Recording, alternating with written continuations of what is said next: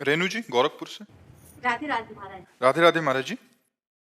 महाराज जी, जीवन में हमें लगता है कि अब सब कुछ ठीक हो गया है, अब हम आश्वस्त होकर जीने लगते हैं, तभी जिंदगी हमें धोखा देती है। महाराज जी, मेरा सवाल है कि क्या हमें नहीं तो हमेशा सब डर कुछ डर के ठीक जीना होने में क्या लक्ष्य रखा? रुपया लक्ष्य रखा, समस्याएं को रखा, समाज को रखा, भगवान को रखा क्या?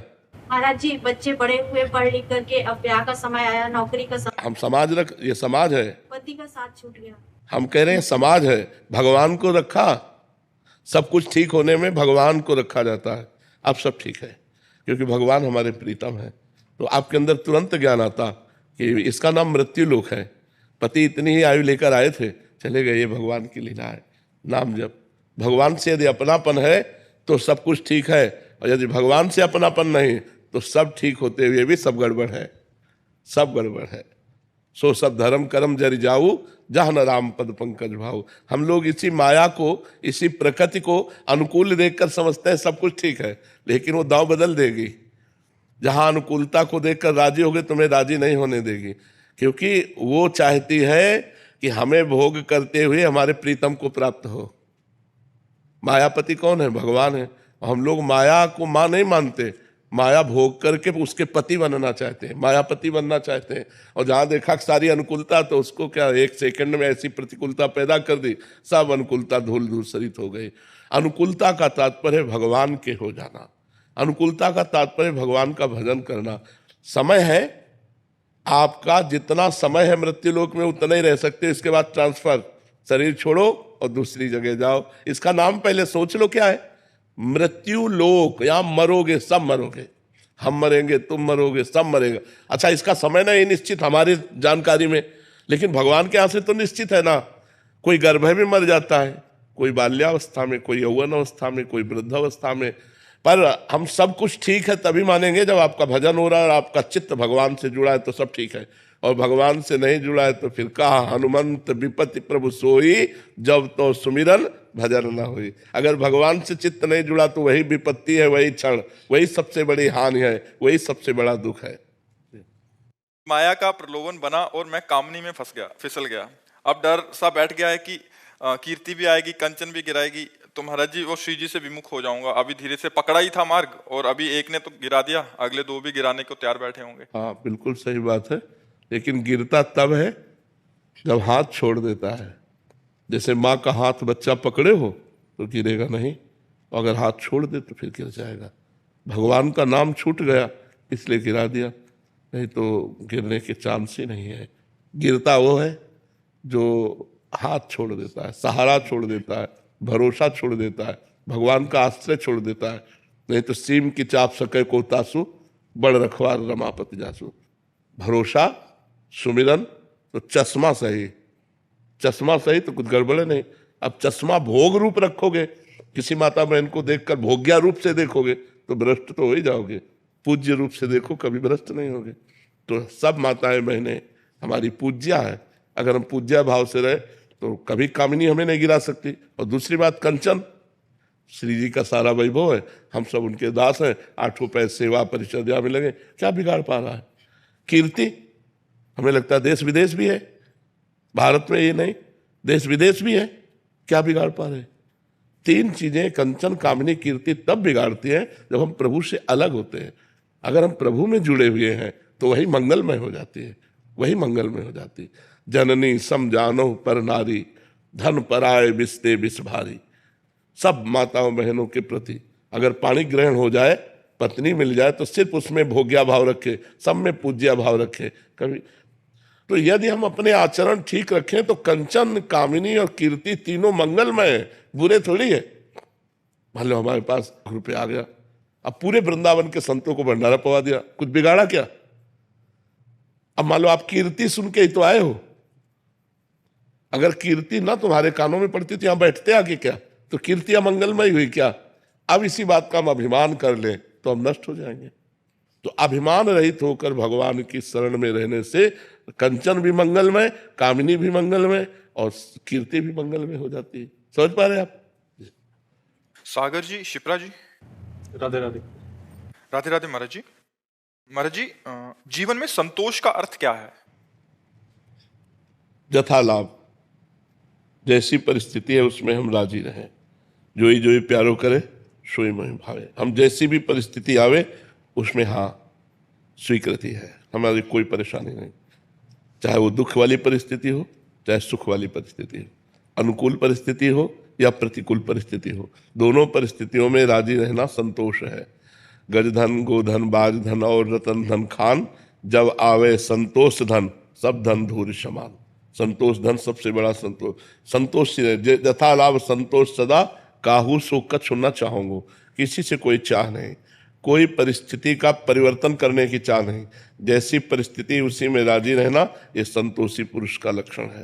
तो संतोष की सीमा है किसी से कोई चाह ना करना, जैसी भी परिस्थिति हो उसी परिस्थिति में राजी रहना। पर है बहुत कठिन। दुख की परिस्थिति में कौन राजी रहेगा? है प्रतिकूल परिस्थिति में कौन राजी रहेगा? अपमान में कौन राजी रहेगा? वही राजी रहेगा जो भक्त है। अगर भक्त नहीं है तो नहीं राजी नहीं रह सकता। भगवान का भक्त है तो सोचता है भगवान ने अपमान दिया है तो कुछ ना कुछ हमारा अमंगल नष्ट होगा। भगवान ने ये दुखद परिस्थिति दी है तो कोई ना कोई अमंगल का नाश होने वाली है, अब हमारा महामंगल होने वाला है। ऐसा भाव विचार ही हमको सहा सकता है कि जैसे अब थोड़ा क्षण रह गया रात्रि का, अभी सुबह होगा, सूर्योदय होगा, अंधकार नष्ट हो जाएगा। तो हमारा जो सुबह होने की आकांक्षा है ये अंधेरे को सहा देगी। ऐसे ही सुख की आकांक्षा दुख को सहा देती। ये दुख आया है, कुछ क्षणों बाद नष्ट हो जाएगा, इसमें भी मंगल विधान है। भगवान कोई ना कोई मंगल हमारा कर रहे हैं, तो हमारी जो सहनशीलता है वो धैर्यपूर्वक बनी रहेगी और हम उसको सह जाएंगे। सहनशीलता ही संतोष है। सुख में फूले नहीं और दुख में भूले नहीं। भगवान को कितना भी दुख आवे भूले नहीं, सुख में अहंकार ना करे, धैर्यपूर्वक रहे, यही संतोष। महाराज जी, वृंदावन वास की इच्छा करनी चाहिए कि नहीं करनी? करनी चाहिए। वृंदावन वास की, भजन की, भगवान की प्राप्ति की, संत समागम की, इसकी तो इच्छा भगवान से करनी चाहिए। हे भगवान हमें संत समागम प्राप्त हो, हे भगवान हमसे खूब भजन बन जाए, हे भगवान आपके धाम का दर्शन हो जाए, हे भगवान आपका नाम खूब जप करें और आपका दर्शन पालें। ये तो कामना करनी चाहिए। इसी कामना के बल से तो सांसारिक कामनाओं का त्याग होता है। अगर ये कामनाएं नहीं करेंगे तो सांसारिक कामनाएं होती रहेंगी। इन्हीं कामनाओं के बल से हम कामना के त्यागी बनते हैं। इच्छा से इच्छा का नाश, कामना से कामना का नाश। तो सत कामना से असत कामना का नाश, सत वासना से असत वासना का नाश। समझ पा रहे? अपने प्रयास से हो जाएगा क्या वृंदावन वास? अपने प्रयास से हो जाएगा? कामना करो, श्री जी से रो और श्री जी कृपा कर दे तो हो जाएगा। जिनको वृंदा विपिन है, कृपा तिन्हि की होए, वृंदावन में तब ही तो रहन पाए सोए। जिनका वृंदावन है वो कृपा कर दे तो वृंदावन वास हो जाएगा। अपने पैसे के बल से या अपने बुद्धि बल से धाम वास नहीं होता। भगवान कृपा करे, श्री जी कृपा करे, तब धाम में मन ठहरे। मन ठहरे तब तो वास का मतलब रहा। वृंदावन वास बहुत कठिन है, बहुत कठिन है। कृपा पूरी हो गई लेकिन जननी जनक बंधु सुतदारा, तन धन धाम सुहृद परिवारा, सबकी ममता ताग बटोरी, मम पद मन बांध बटोरी। श्री जी तो कृपा पूरी किए, लेकिन श्री जी को छोड़ करके बहू, बेटा, लड़का, बच्चा, परिवार अगर ये अधिक प्यारे लग रहे तो कृपा को ठुकरा कर आप चले जाएंगे। और अगर इनकी ममता श्री जी के चरणों में, तो हर कष्ट सहकर आप वृंदावन वास करें। पर महाराज जी यही साथ देता है यंत्र गृहस्थ में, क्योंकि फिर सत्संग लगा के सुन लेते हैं। तो उच्च देखो, जड़ चेतन गुण दोष में विश्व कीन करतार, संत हंस गुण गाहे पे परिहरिवार विकार। जड़ चेतन जितना रचा गया इसमें दोनों बने हैं, गुण और दोष। तो अगर मोबाइल का गुण ग्रहण करो तो बढ़िया बात है। हर समय किसी भी संत के आप प्रवचन सुन सकते हैं, अपनी समस्या दूर देश तक पहुंचा सकते हैं। और गलत देखो तो गलत गलत बातें देखकर नष्ट भी हो सकते हो। तो हम दोष ना देखें तो हर चीज हमारे को भगवान की प्राप्ति में सहयोग दे सकती है। मोबाइल भी दे सकता है। मोबाइल के बल से तो यहाँ बैठे हो। अगर ना आप क्लिप देखे होते तो यहाँ कैसे आ जाते? वृंदावन आने की, संत दर्शन की, संत समागम की इच्छा मोबाइल ने ही प्रकट की। तो मोबाइल के वो दोष जो वो ना देखो, अगर सतमार्ग की बातें देखो तो। पर क्या होता है कि मन अच्छी बातें कम देखना चाहता है, बुरी बातों में ज्यादा लगता है। गेम खेलना, ये वो सब गंदी बातें, गंदी रीलें पहले लगता था, अब तो सुन के है ना। सत्संग का यही प्रभाव है कि कुसंग छुड़ा करके भगवत मार्ग में दृढ़ कर देता है। जैसे आप कह रहे हैं कि अब क्लिप देखकर ही वैसे ही आए, मैं विदेश में रहती हूँ, मनोरंजन की सब चीजें छोड़ दी, कोई टीवी में कुछ नहीं देखते, फिर भी आकर्षण इतना ज्यादा है हर तरफ से। नाम जप करो, नाम जब सारे आकर्षणों को मिटा देगा, मतलब आपसे सही कहते हैं, डट के जब भजन किया तो अच्छा ही लगना बंद हो गया। अब जैसे हमसे पूछा जाए आपको क्या चाहिए, तो खोजने पर, घंटों खोजने पर कुछ नहीं समझ में आएगा कि क्या चाहिए, कुछ नहीं। राज जी ग्वालियर से। हरिवंश। महाराज जी श्री हरिवंश। महाराज जी सत्संग सुनने का आधार श्रवण, चिंतन और मनन है। महाराज जी श्रवण और चिंतन निरंतर हो रहा है, परंतु मनन पर पूर्ण रूप से अड़े नहीं। श्रवण निरंतर नहीं होता, चिंतन और मनन निरंतर होता है। श्रवण तो कुछ समय के लिए होता है ना। श्रवण निरंतर नहीं होता, श्रवण कुछ समय होता है और उसका चिंतन और मनन ये निरंतर होता है। और उसका भी निरंतर चिंतन मनन नहीं होता, क्योंकि श्रवण जितना किया उसका कुछ क्षण तो चिंतन होगा, फिर विषय चिंतन होने लगेगा। इसलिए हमको नाम लाना चाहिए बीच में, नाम का निरंतर सुमिरन होना चाहिए। जो भगवान का नाम है वो निरंतर पकड़े रहे, और जब श्रवण कर रहे तो श्रवण पर चित्तवृत्ति लगा दी, फिर उसी का मनन कर रहे। मनन और चिंतन एक ही बात है, मनन और चिंतन एक ही बात है, इसमें कोई अंतर नहीं है। क्योंकि वही मन जब संकल्प विकल्प करता है तो मनन करता बन जाता है, और वही जब एक तार चिंतन करता है तो चित्त बनकर चिंतन कर देता है। एक ही अंतःकरण है जिसे चार भागों में वृत्ति के कारण विभाजित किया गया। संकल्प विकल्प के कारण मन कहा गया, निश्चय करने के कारण बुद्धि कहा गया, चिंतन करने के कारण चित्त कहा गया, और क्रिया को स्वीकार करने के कारण अहंकार कहा गया। तो एक ही मन चार भागों में हो गया, मन बुद्धि चित्त अहंकार, ये अंतःकरण एक ही है। तो जो बुद्धि वृत्ति है वो जब निश्चय कर लेती है परमात्मा सत्य है और उसकी प्राप्ति ही परम लक्ष्य है, तब हमारा चिंतन शुरू हो जाता है। और चिंतन वो जो एक तार हो, अभी चिंतन एक तार नहीं होता, वो विक्षेप पड़ता है। तो विक्षेप जो पड़ता है वो विषय के कारण पड़ता है। जो विषय सुख की हमारे अंदर लालसा है भोगने की, उधर हमारी चित्त वृत्ति चली जाती है।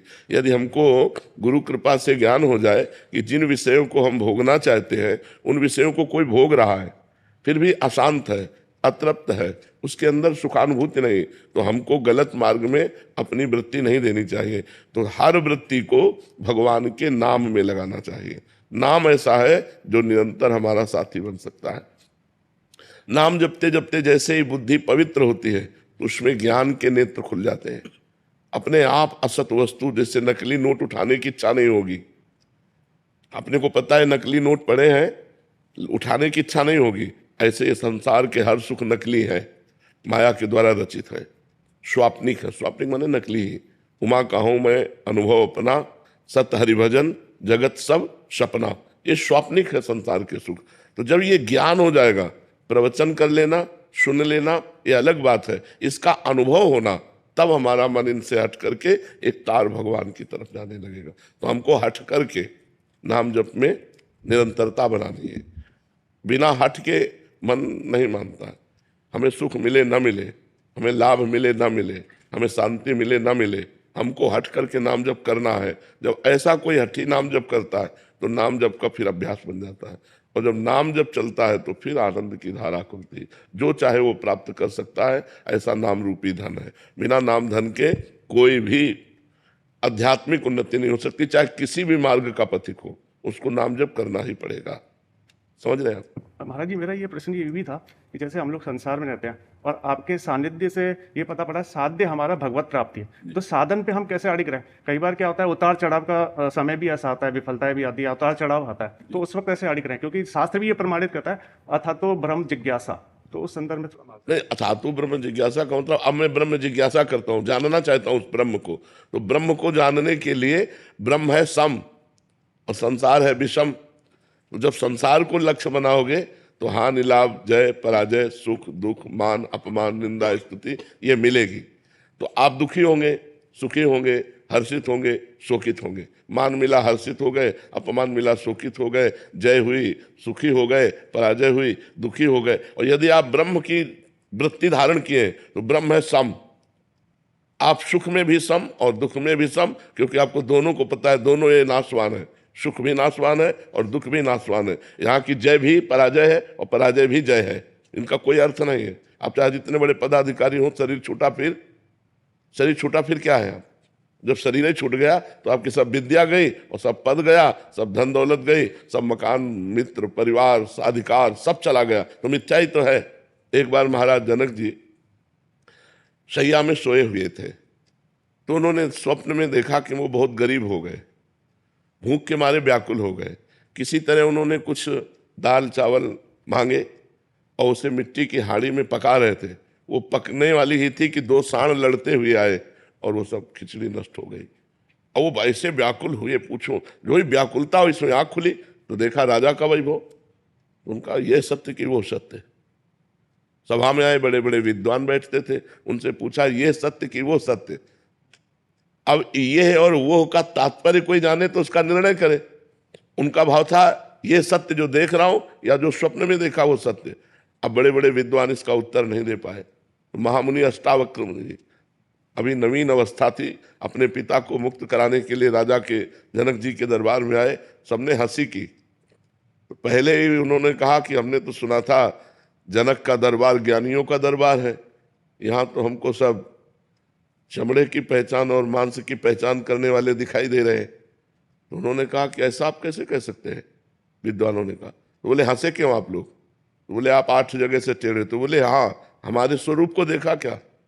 हमारे शरीर को देखा तो शरीर में क्या है? चाम हड्डी मांस। तो यही चीज देखने वाले आप लोग हो, आप लोग ज्ञानी तो हो नहीं, क्योंकि ज्ञानी स्वरूप देखता है, शरीर नहीं। अब सबके होश उड़ गए कि बालक कोई साधारण नहीं। तो जनक जी से कहा हाँ जनक बोल, तेरा क्या प्रश्न है? तो उनका ये सत्य कि वो सत्य। बोले ना ये सत्य ना वो सत्य। जब तू जागृत में था अपने को राजा देख रहा था, थोड़ी देर में स्वप्न में गया तो भिखारी देखा, सब कुछ दुखमय लगा। लेकिन जब जगा तो फिर राजा देखा, तो जो कुछ ही क्षण में असत हो जाता है वो सत्य कैसे हो सकता है? तो ये सत्य न हो सकता। अष्टावक्र गीता का उपदेश करके जनक जी को परम बोध प्रदान किया महामुनि अष्टावक्र जी ने। तो ये जब हमारे ज्ञान में आ जाता है कि न जय सत्य न पराजय सत्य, न मान सत्य न अपमान सत्य, तो ब्रह्म की जिज्ञासा रखने वाला सम को प्राप्त होता है, समता। उस समता को प्राप्त होकर के वो समदर्शी महात्मा, चाहे गृहस्थ हो चाहे विरक्त हो, वो महात्मा ही है। वो समदर्शी महात्मा सुख दुख के ऊपर विचरता है ब्रह्म में, ना कि मायाकृत द्वंद्वों में। वो द्वंद्वातीत अवस्था को प्राप्त हो जाता है। अब इसके प्राप्त करने के लिए हम गृहस्थ हैं, हमारे द्वारा सारे कर्म हो रहे हैं, परिवार का पोषण करना, अर्थ की प्राप्ति के लिए प्रयत्न करना, लेकिन ये सब माया का नाटक है, ये जानते हुए ये सत्य नहीं है। जैसे एक नाटक में थोड़ी देर के लिए तुम राजा बना दिए जाओ, या थोड़ी देर के लिए तुम कोई कुछ भी रोल दिया जाए, तो आपको पता है ये रोल मैं कर रहा हूं, मैं सत्य में राजा नहीं हूं। ऐसे ही आपको पता है मैं आत्मस्वरूप ब्रह्मस्वरूप हूं, मेरा ये कर्तव्य नहीं है। ये जो कर्तव्य हो रहा है मायाकृत है, 3 गुणों के अंतर्गत है, इसलिए वो कर्तव्य करता हुआ भी ज्ञानी अकर्ता रहता है। वो सुख दुख के बीच में रहता हुआ भी वो सुख दुख का भोगता नहीं रहता। पर ये बात केवल प्रवचन से समझ में नहीं आएगी, साधना करनी पड़ेगी। लोक परलोक के समस्त भोगों से वैराग्य, सत असत का विवेक, इंद्रियों का दमन, मन का दमन, तितिक्षा, सहनशील, श्रद्धा, शास्त्र और गुरु के वचनों पर दृढ़ विश्वास, मुमुक्षुता, मैं मुक्त होना चाहता हूं, तब ये ज्ञान टिकता है। जब कठोर नियमों के द्वारा निरंतर ब्रह्माकार वृत्ति संसार के समस्त कार्य करते हुए, अब आप सोचो अपने लोग तो इतना कार्य नहीं जितना राजा जनक जी को कार्य। राजा को कार्य होता है ना, कोई सोचे कि ज्ञानी महापुरुष क्रिया रहित है बाहर से, तो ऐसा नहीं। वो क्रिया प्राण होते हुए भी कर्ता भाव रहित है। कोई सोचे भक्ति कैसे हो सकती गृहस्थी में? अम्बरीश जी चक्रवर्ती सम्राट महाभागवत, राजा जनक जी परम ज्ञानी, दोनों, एक महाभक्ति में और एक ज्ञानी में, दोनों चक्रवर्ती सम्राट राजा होते हुए भी अपने कार्य को कर रहे हैं। इसका मतलब है क्रियाएं गुणानुगुण वर्तनते मनुष्यापार्थ सर्वसा। क्रियाएं मायाकृत हैं और मैं उसका दृष्टा हूं, मैं करता नहीं हूं। तो कर्ता और भोक्ता भाव रहित महापुरुष ही ज्ञानी होता है, चाहे वो गृहस्थ में हो चाहे वो विरक्त में हो। ये भगवत मार्ग है। इसके लिए जरूरी नहीं कि कपड़ा बदला जाए, इसके लिए जरूरी उद्देश्य बदला जाए, हमारे विचार बदल जाए, हमारा चिंतन बदल जाए। समझ रहे हैं आप?